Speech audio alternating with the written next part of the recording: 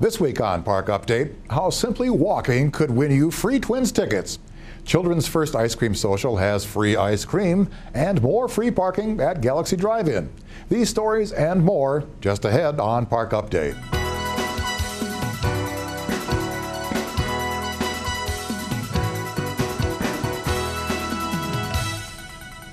Get your walking shoes ready. The annual Step to It Challenge starts May 17th. The annual Step to It Challenge is a friendly physical activity competition between residents in Hennepin County suburbs, including St. Louis Park. Each city will award the individual that achieves the most steps accumulated, and there will also be a random drawing in each city for 4 pairs of Minnesota Twins tickets. Visit www.steptoit.org to register. The challenge does end on June 13th.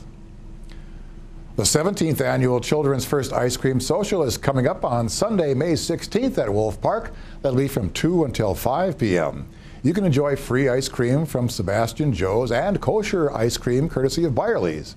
The day of family fun includes entertainment, a moonwalk, temporary tattoos, bookmark in the park, used book and a DVD sale, craft activities, a kids' garage sale, and exhibits by local organizations. New this year is a Sparks Fair. A spark is a special quality, skill, or interest that lights us up. When young people know and nurture their sparks, they experience joy and energy. The Sparks Fair is meant to expose young people and adults to a wide variety of activities that could become their sparks. Sparks Fair participants include glassblower David Royce, Chef Eli Wallenzine from Crave, hairdresser Selena Rose, and the Youth Frontiers staff focusing on leadership. Visit children-first.org for a full schedule of events. Well, now that you may be out working in your yard, it's important to keep in mind the city's sprinkling ordinance. St. Louis Park prohibits lawn sprinkling between noon and 6 p.m. In addition, all households and businesses must follow an odd-even schedule when sprinkling lawns. Properties with odd-numbered addresses sprinkle on odd-numbered days on the calendar. Properties with even-numbered addresses sprinkle on even-numbered days. There are exceptions to the rules. They include new sod or seed and newly planted shrubs, trees, and landscaping. They're all exempt from the odd-even schedule. Flower gardens are also exempt. However, sprinkling still must be done before noon or after 6 p.m. The Park and Run Family Fun Run Walk is just around the corner. Join us for an all-ages 5K family-friendly run or walk and the Almost a Mile on Saturday, May 15th. Both courses travel along paved city trails and around lakes before finishing up in Wolf Park. Proceeds support Teens Alone, a nonprofit organization providing a free and confidential counseling and crisis services for teens and their parents. Last year, Teens Alone responded to some 400 crisis calls from teens and families in the park. They also provided one-on-one counseling services to almost 90 St. Louis Park youth, many of them who were homeless. Registrants receive a t-shirt and a goodie bag. Be sure to visit the city's website for all the details. Well, can you believe we're talking about Parktacular already? Volunteers are needed for a variety of activities at the Parktacular celebration. There are volunteer positions that are perfect for individuals, civic groups, businesses, and/or families, including the parade, information booth, eco fair, the block party dance, and much more. The time commitment varies from 2 to 3 hours at the event of your choice on Saturday, June 19th. Events start at about 9 o'clock in the morning and go until 10:30 p.m. To volunteer or receive more information, please contact the City and School Volunteer Office at 952-928-6025. Aquatic Park season passes are available now at the Rec Center. They're a great value for some summer fun. Season pass rates start at just $30 and offer unlimited access to the aquatic park. You can purchase your pass online on the city's website or stop by the Rec Center today. The pool is expected to open on June 7th. In the City Council update this week, the Council keeps the fire stations project moving. Jamie Zwilling has the details.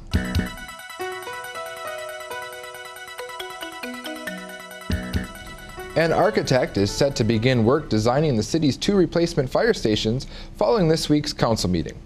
City Council members unanimously approved a contract with KKE Architects for architectural and engineering services related to the replacement of the city's 2 fire stations.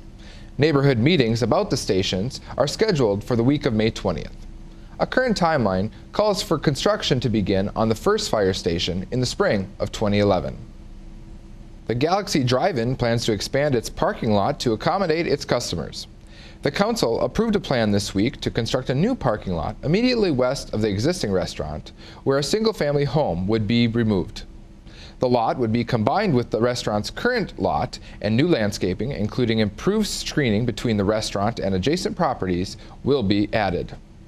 For Park Update, I'm Jamie Zwilling, and that's your council update. Thanks, Jamie. That is the latest news in the park. Do you realize the roof of your home is a large impervious surface? Like your driveway or the street, rainwater runs right off and into the storm sewer. Instead of going down the drain, this water could be recycled and used for your landscaping. Rain barrels control stormwater runoff and hold 8% of the runoff from your roof and 3% of the runoff from your entire residential property. For more information about the types and uses of rain barrels in the metro area, go to Metro-wide rain barrel info at this address below. And now a brief look at school news. A community-wide retirement party will be held for Cedar Manor Intermediate Center from 4:30 to 7 p.m. on Wednesday, May 12th. The free event will include a program at 6 p.m. to say farewell to the school, which will close at the end of this school year. The event is for all ages and again is free to attend. Still ahead, Leslie Farrell has the sports update. St. Louis Park faces one of its most demanding weeks of the softball season. The Orioles, 3-9 overall, will host Concordia Academy at 7 p.m. Thursday, May 6th at Aquatic Park Field. Then Park travels to Maranatha Academy for a 4:15 contest Friday, May 7th. Then the busy St. Louis Park softball contingent heads to the Fridley Invitational for 3 games Saturday, May 8th. The Orioles meet Minnehaha Academy in the opener at 10:30 a.m. The second round games start at 1:30 p.m. and final round contests begin at 3 p.m. St. Louis Park's boys tennis squad is atop the North Suburban standings with a 3-0 record. The Orioles can take a giant step towards winning the conference title with a pair of league wins this week. The Orioles, 6-4 overall, host Spring Lake Park at 3:45 p.m. Thursday, May 6th and travel to Robbinsdale Cooper for a 3:45 p.m. match Friday, May 7th. I'm Leslie Farrell, and here are the latest SLP and BSM scores.